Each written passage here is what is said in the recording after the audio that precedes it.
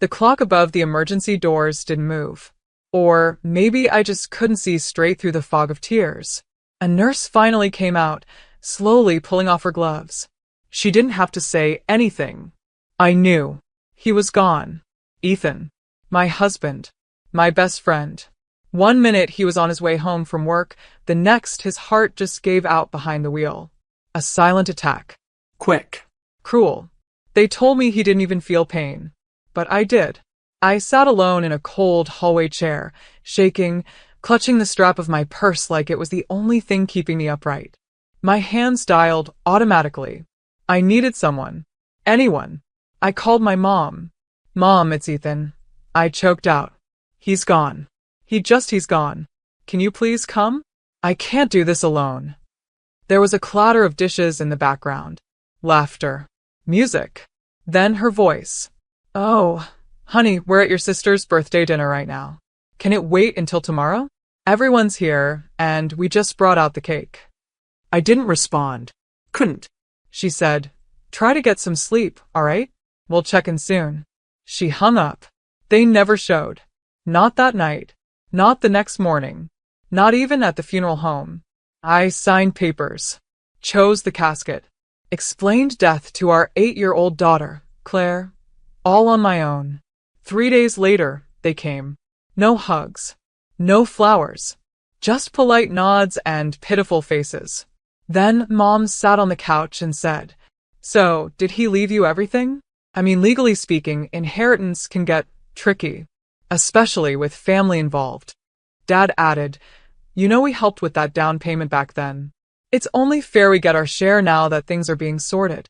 Claire was standing by the doorway, silent as a ghost. She disappeared for a moment, then came back holding a white envelope with shaky hands. Here, she said, stepping toward them. That's why you came, right? They froze.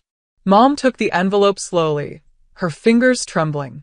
Inside was a letter, one I had prepared, one that explained everything they needed to know about the will, the trust, the reality of what Ethan left behind. But Claire didn't wait for their reaction. She walked back toward me, took my hand, and said, can we go home now? My name is Anna Graves. And from wherever you're watching this video, stay with me.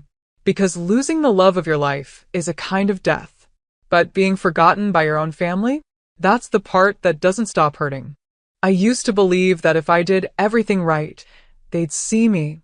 That if I got the good grades, stayed quiet, didn't cause problems, they'd finally look at me the way they looked at her. My sister, Lily. The golden girl. The one who got the new dresses, the extra dessert, the louder cheers at graduation. Even when she barely passed. She had a laugh that made people turn their heads. I had a quiet voice they forgot in the car. When I met Ethan in college, I finally felt seen, not just looked at, but seen. He wasn't flashy. Not a six-figure guy or some brilliant entrepreneur. He worked as a paramedic. Came home smelling like hospitals and kindness. He listened when I spoke. He held space when I cried. But to my parents, he was a waste of potential. He's just average, Anna. Don't you want something more? I mean, what can a man like that really give you? They refused to come to our wedding. Said it was too sudden. We eloped anyway, in a small garden, just the two of us and Claire growing in my belly. He kissed my forehead and promised me that no matter who showed up, he would never leave my side. A month later, my parents threw Lily a massive engagement party, complete with ice sculptures, monogrammed napkins, and a fireworks display. They posted it all on Facebook. Never once messaged me to ask how married life was going. When Claire was born, I sent them photos. Weeks passed, no reply. Eventually, they came to visit. My mom held Claire like she was made of glass, smiled politely, and said, she's sweet. Looks more like Ethan than you, though. They never called on birthdays. Never asked what she liked. When Lily's twins were born, my parents had a nursery built in their home. Claire noticed, of course. Kids always do. Why don't Grandma and Grandpa want to play with me? She once asked. I told her, they're just busy, baby. But I knew the truth. We didn't fit their picture. We weren't loud or polished or impressive. We were just quietly happy. And in my family, that wasn't enough. So Ethan and I built something without them. Sunday pancakes, backyard sprinklers, grocery store dance parties. We didn't have much, but it was full of love. Real love. And when he died, the only arms that held me were Claire's. Not my mother's. Not my father's. They were too busy icing a cake and clapping for Lily to hear my heart break. When they finally showed up, it wasn't for me. It wasn't for Claire. It was for what they thought they deserved. Even after death, I still came second. Grief doesn't move in a straight line. It stumbles. Stops. Swallows you whole. For the first week after Ethan died, I moved like a shadow. I planned the funeral alone, choosing the casket, the flowers, the song he once said he wanted played, if anything ever happened. Claire watched me carefully. She didn't cry much at first, just followed me from room to room, holding my hand like she was the one keeping me upright. My parents didn't send flowers, didn't offer to help. Lily posted a black and white selfie with a caption, "R.I.P. to my sister's husband. Life is short. Love your people, broken heart." She spelled his name wrong. The day of the funeral, my parents arrived 10 minutes late. They sat in the back, left immediately after. Didn't say a word to Claire. That night, the silence in our house felt different. Not just empty, but vacant. I was pouring tea 2 days later when my mom called. Her voice was soft, gentle even. "Hi, sweetie. How are you holding up?" I almost cried hearing that tone from her. Almost. Until she added, "We were wondering if maybe we could stop by. Just to talk." They came the next morning, dressed like they were meeting a banker. My dad even wore a tie. We sat in the living room, where Ethan's slippers still sat near the fireplace. We were just thinking, my mom started, "Ethan had a lot going on. A house, some savings, right? We know he wasn't rich, but..." She trailed off, looked at my father. Dad cleared his throat. "It's just that, technically, we are family. And with things like this, it's always good to be transparent. About what's left. About how it might be divided." My heart didn't break. It hardened. They didn't come to check on us. They didn't ask how Claire was sleeping. They didn't even say they missed him. They came for money. "I'm sorry," I said, swallowing everything I wanted to scream. "Are you asking if Ethan left you something?" Mom gave a tight smile. "Well, I mean, we helped with things over the years. The down payment, remember? And it's only fair." Claire was in the hallway, frozen, holding her sketchbook. They didn't see her, but I did. That night, she climbed into bed with me and whispered, "They were talking about Daddy's money." I nodded, gently stroking her hair. What did they mean by split fairly? I swallowed hard. Nothing that matters to us, baby. But in my heart, something shifted. They hadn't lost a son-in-law. They didn't mourn him. They didn't even really know him. They just saw his death as an open door. They came with fake sympathy, but what they really brought was a calculator. And that's when I knew.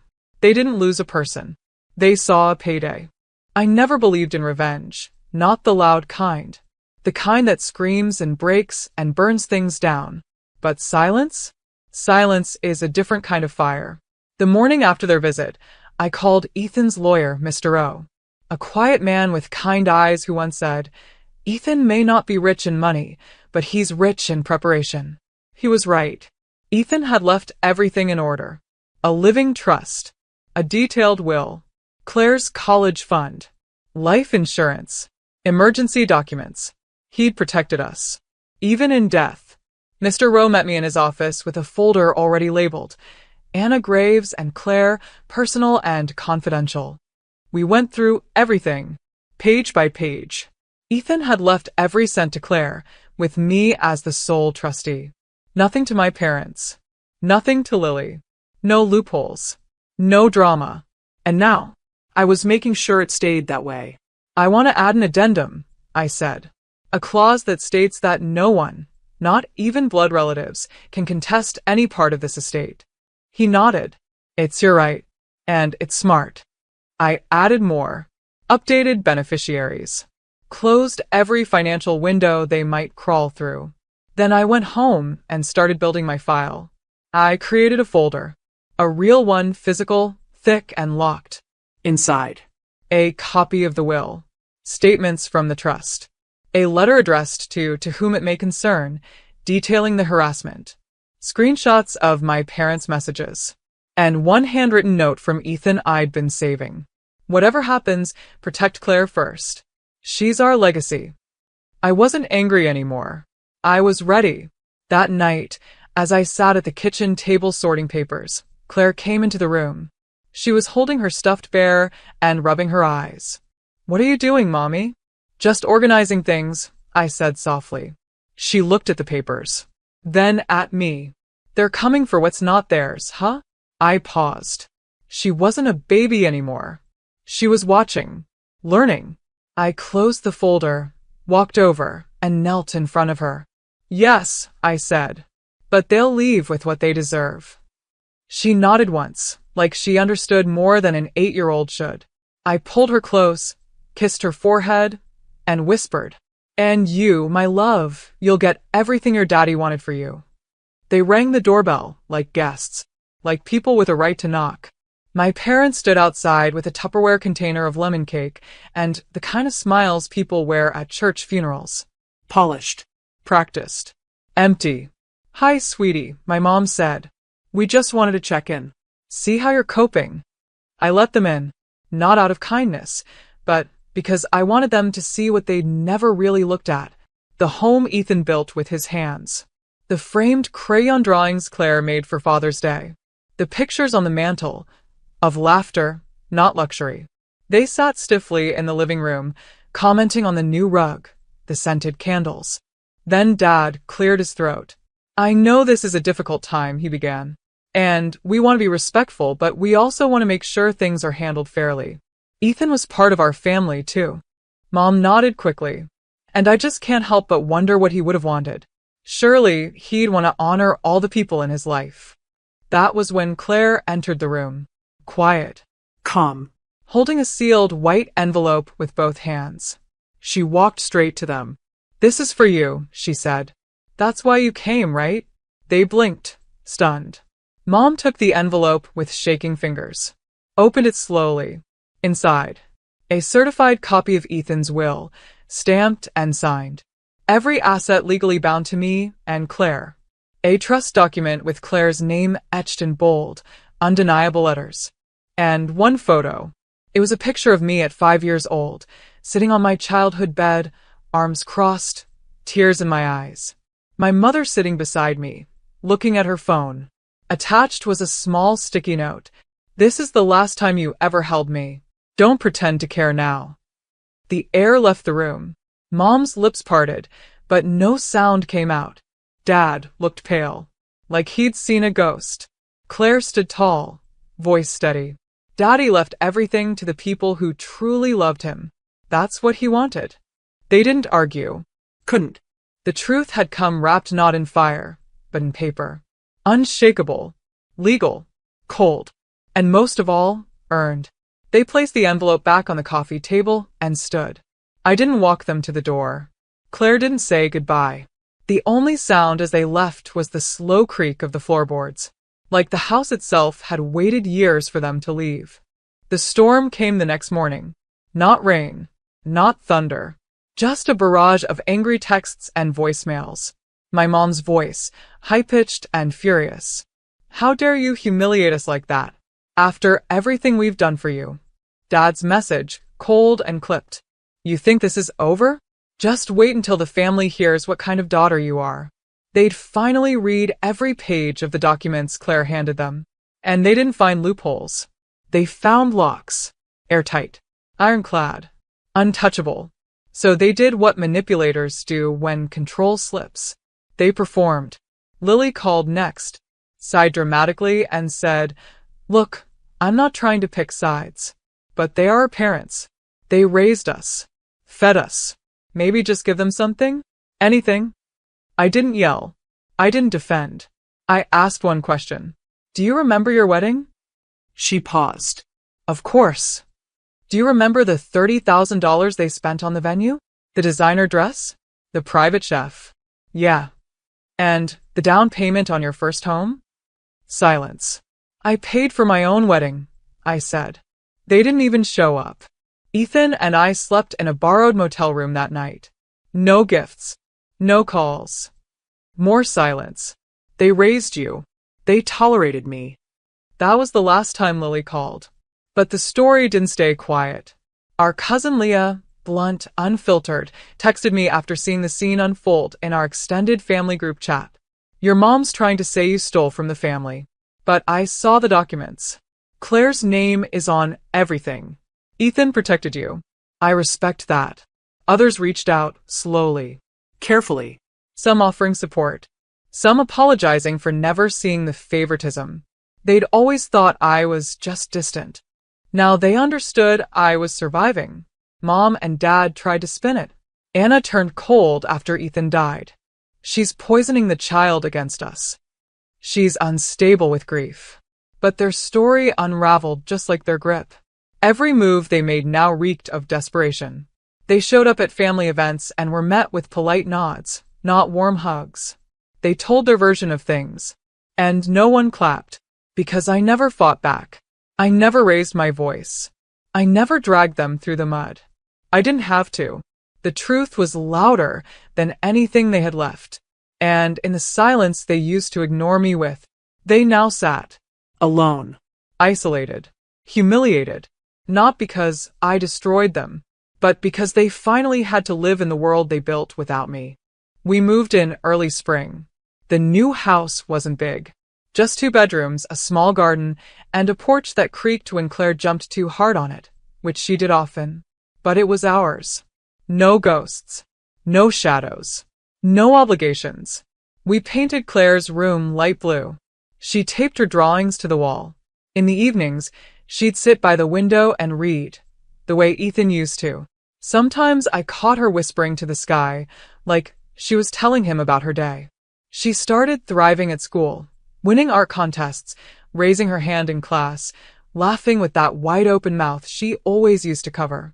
Her teacher once told me, Claire has a calm confidence I rarely see in kids. I smiled.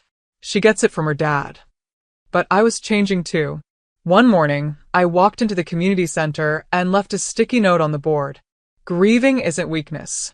Come sit with someone who gets it. 5 women showed up that Friday. Then 9. Then 15. It wasn't formal, just tea, folding chairs, and honesty.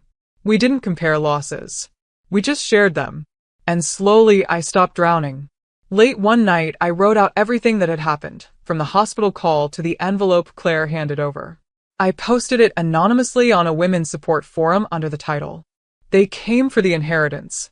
My daughter gave them the truth. Within hours, it went viral. Comments flooded in, women from all over the world writing, This is my story too. You gave me courage. Your daughter's a lion, just like her mother. I didn't respond to all of them, but I read every word. And then I did something that made me cry for an entirely different reason. I opened a scholarship in Ethan's name, the Ethan Graves Foundation, for daughters who were ignored. It offered small annual grants to girls raised in toxic homes, money for books, therapy, even an escape fund. The first recipient was a teenager who left a note with her application. I never thought someone would build something for people like us. But Ethan had. He just didn't know it yet. I framed one of his old photos, the one where he's holding Claire on his shoulders, both of them laughing, faces tilted to the sun. It sits on my nightstand. That night, I picked it up, kissed the glass, and whispered, I told you I'd protect her. The auditorium was filled with clapping hands, proud families, and stage lights that made everything glow. Claire stood at the podium in her navy blazer, reading her acceptance speech with a voice so steady and sure, it gave me chills. She was 14 now, taller than me, braver than I ever was at her age. She had just received the Young Leader in Arts and Advocacy award for organizing a mural project in the city's underserved schools, each piece representing a child who felt forgotten, unheard, unseen. My daughter turned pain into paint, just like her father turned quiet into strength. As she stepped down from the stage, her eyes scanned the crowd until they landed on me. She smiled, a real, proud, healing smile. I stood and clapped with everything I had. And then, like a ghost that didn't know when to leave, my phone buzzed. Mom. The name lit up the screen, and for a second, I just stared at it. I hadn't blocked her. I didn't need to. Let her see the life she chose to walk away from. Without a second thought, I silenced the call and slid the phone into my purse. Outside, the sky was soft and golden, like it knew what the moment meant. Claire walked beside me, holding her little glass award. Mom, she asked gently, do you ever miss them? I didn't answer right away. I wanted to be careful with the truth. Finally, I said, I miss the parents I wished I had, but I don't miss who they really were. She nodded. No sadness, just understanding. We stopped at the top of a small hill behind the venue. From there, we could see the mural she helped paint, bright, brave colors wrapping around an otherwise gray building. There were no portraits of villains. Just strength, just memory, just forward motion. Claire turned toward me. Did Daddy ever think we'd end up okay? I smiled through the lump in my throat. He knew we would. He made sure of it. She leaned into me, and together we walked toward the parking lot, the light stretching long and warm behind us. And as our footsteps faded into the glow of the evening, I thought of everything we'd lost and everything we'd built from that loss. The noise faded, the drama died, and what remained was ours. Because some people come for the inheritance, but love, that's never for sale.